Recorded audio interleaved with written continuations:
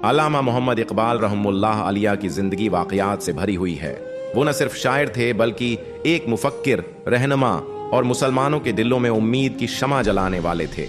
उनकी शायरी ने सोए हुए दिलों को जगाया, गुलामी के अंधेरों में रोशनी की किरण दिखाई और एक मुर्दा कौम को जिंदगी अता की। मगर आज मैं आपको एक ऐसा वाक़या सुनाने जा रहा हूं जो आम किताबों में ज्यादा बयान नहीं होता। ये वाक़या पढ़ते हुए दिल कांप उठता है, रूह लर्ज जाती है और इंसान सोचने पर मजबूर हो जाता है कि अल्लाह के नेक बंदे किस तरह ईमान और गैरत के साथ दुनिया में जीते हैं। ये उस जमाने की बात है जब अल्लामा इकबाल की सेहत दिन बदन कमजोर हो रही थी। मुसलसल मुताला, फिक्र व तहकीक और शायरी के बोझ ने उनके जिस्म को तोड़ दिया था। चेहरा जर्द रहने लगा था, आंखों के नीचे साए गहरे होते जा रहे थे, मगर दिल में उम्मते मुसलमा का दर्द और भी बढ़ गया था। लोग उन्हें देखकर हैरान रह जाते कि एक तरफ जिस्म बीमारी की शिद्दत से टूट रहा है और दूसरी तरफ जबान और कलम से ऐसा नूर निकल रहा है कि लगता है जैसे फरिश्ते कान लगाकर सुनते हों। उस दिन लाहौर की फजा कुछ अजीब थी। इकबाल अपने कमरे में बस्तर पर लेटे थे। दरवाजे पर चंद तलबा और अकीदतमंद बैठे थे। इकबाल की आंखें नीमवा थीं, मगर अंदर की दुनिया रोशन थी। अचानक उन्होंने सर उठाया और धीमी आवाज में फरमाया, मेरे बच्चों, तुम्हें मालूम है कि मुसलमान की असल ताकत क्या है? सब खामोश रहे, किसी को जवाब न सूझा। इकबाल ने खुद कहा, यह ताकत न तलवार में है, न तोप में, न गोली में, यह ताकत ईमान में है। जब ईमान मजबूत हो जाए तो दुनिया की कोई ताकत मुसलमान को झुका नहीं सकती। यह कहकर वो चंद लम्हे खामोश रहे, फिर हल्की मुस्कुराहट के साथ बोले, मैंने ख्वाब में एक मंजर देखा है, ऐसा मंजर जिसने मेरे दिल को हिला दिया है। सब तलबा करीब हो गए।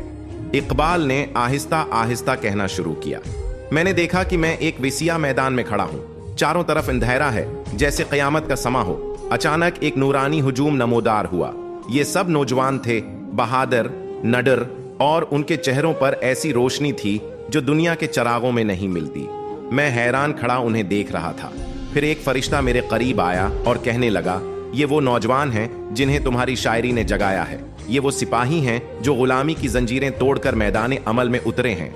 मैंने पूछा, ये कहां जा रहे हैं? फरिश्ता बोला, ये इस्लाम के झंडे को सरबलंद करने जा रहे हैं। ये वही हैं जिन्हें तुमने कहा था सतारों से आगे जहां और भी हैं। फिर मैंने देखा कि वो नौजवान दुश्मनों की सफों में ऐसे घुस गए जैसे बजली कौनती है। उनकी ललकार से पहाड़ हिलने लगे, उनकी तलवारें बजली की तरह चमकने लगे। मैं कांप उठा।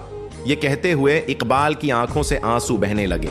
कमरे में सुनाटा छा गया, हर एक की सांस रक गई थी। इकबाल ने रोते हुए कहा, मेरे बच्चों, मैंने अपनी जिंदगी तुम्हारे लिए वक्फ की है। मेरा जिस्म तो खत्म हो जाएगा, मगर मेरी शायरी जिंदा रहेगी। मेरी दुआ है कि तुम्हारी रूहें जाग जाएं, तुम्हें गुलामी की जंजीरें तोड़ने का हौसला मिले। तलबा के दिलों पर यह बात हथौड़े की तरह लगी। कुछ के आंसू बह निकले, कुछ ने कांपती आवाज में कहा, हजरत, हम आपके सिपाही हैं, हम वादा करते हैं कि आपका पैगाम जाया नहीं होने देंगे। इकबाल ने आसमान की तरफ नजर उठाई और कहा, ऐ अल्लाह, अगर ये नौजवान मेरा पैगाम लेकर आगे बढ़े तो दुनिया बदल सकती है। इकबाल के आखिरी दिन करीब थे। वो बस्तर पर लेटे अक्सर खामोश रहते, मगर कभी कभी उनके होंठों पर कलाम इलाही की आयत आती। एक रात उन्होंने अपने खादिम से कहा, मुझे कुरान मजीद ला दो। खादिम ने हैरान होकर अर्ज किया, हजरत, आपकी आंखों की रोशनी तो बहुत कमजोर हो गई है।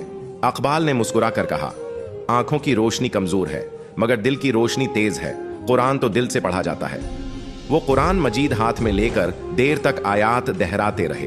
फिर अचानक उन्होंने सिर उठाकर कहा, क्या तुम्हें मालूम है, मौत और जिंदगी के दरमियान फासला सिर्फ एक सांस का है।